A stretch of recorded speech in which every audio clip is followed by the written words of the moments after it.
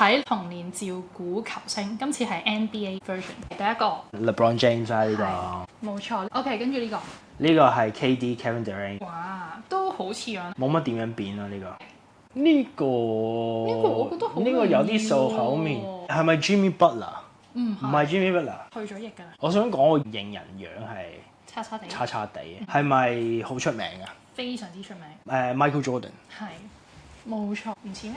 你知唔知點解我話佢似 Jimmy Butler？因為咧啲人成日話 Jimmy Butler 同 Michael Jordan 好似樣。啊，呢個係 Dwayne Wade。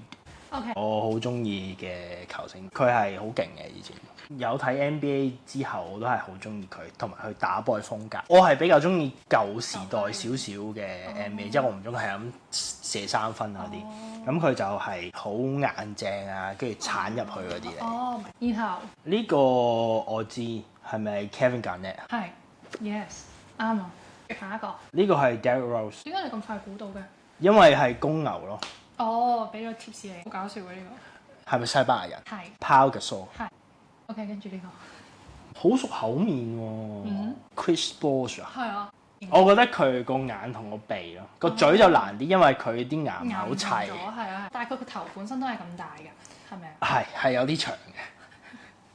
黑咗少少。呢個我知，呢個係 Dirk Nowitzki。係。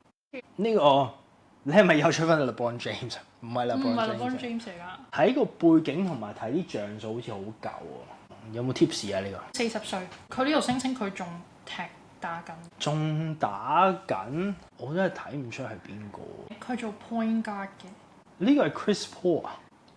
唔知啊。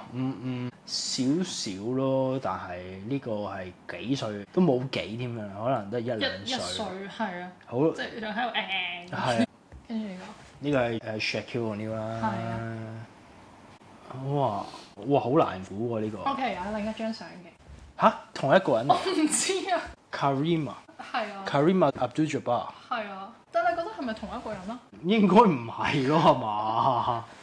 佢個頭髮都唔一樣。佢同一張相嚟㗎。頭先嗰個其實都睇得出係 Kareem，但係第一張咧呢個，喂呢個唔似係黑人啊！大家又一齊估下啦，大家一齊估下。幾多個？